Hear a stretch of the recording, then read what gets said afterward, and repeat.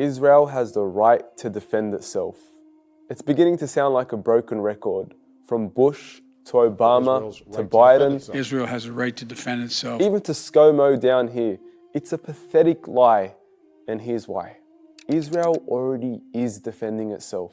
Given that it's stopping so much of the rockets it claims to defend itself from, why pound Gaza with such ferocity? The exceeding amount of casualties on the Palestinian side far outweighs that on the Israeli side. We see it time and time again. The ratio of the Palestinians that die compared to Israelis is not even remotely close. The enormous power imbalance between Israel and Palestine is incomparable. On one side, you have a nuclear superpower heavily funded by US taxpayers in the billions of dollars, housing some of the most advanced and powerful military prowess in the world. And on the other side, you have a people living under a blockade with no navy, no air force, no tanks, nor any access to heavy artillery. This is not an equal fight. This is a superpower literally crushing a people it knows can only fight back so much. The excessive use of force.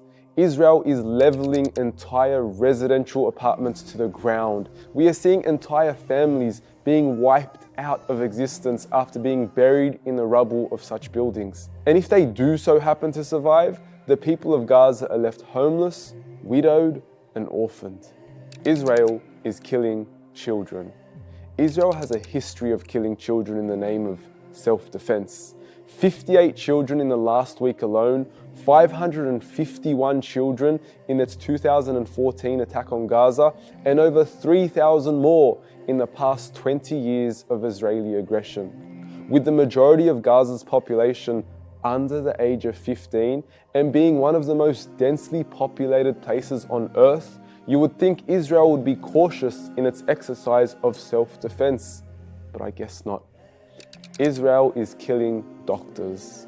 In the past week, Israel murdered Gaza's top neurosurgeon and also the head of Gaza's COVID response. Israel also bombed the main road leading to Gaza's Al-Shifa hospital, while also shutting down Gaza's only COVID testing lab. It's not only killing the people of Gaza, but preventing them from receiving any treatment. Israel is wiping out the media.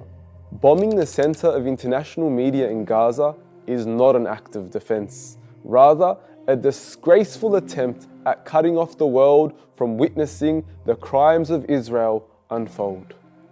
Palestinians deserve to defend themselves. According to international law, Israel is illegally occupying the West Bank and the people of Gaza are living under an illegal Israeli blockade.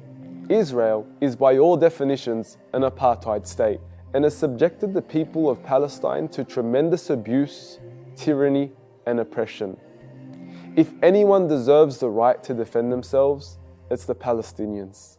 As an old man in Gaza once said, "You take my water, burn my olive trees, destroy my house, take my job, steal my land, imprison my father, kill my mother, bomb my country, starve us all, humiliate us all, but I am to blame. I shot a rocket back." It truly is no different to blaming a woman for punching her rapist. And to top it all off, Israel doesn't care. Israel has a history of acting with impunity. It kills knowing full well it will not be held to account. Until this day, the US continues to block United Nations statements from condemning Israel's military response and any calls for a ceasefire. Israel simply doesn't care, and it will continue to feed us its lies of self-defense to cover up its terror. This is not self-defense. This is mass murder. This is genocide, and it's about time we wake up.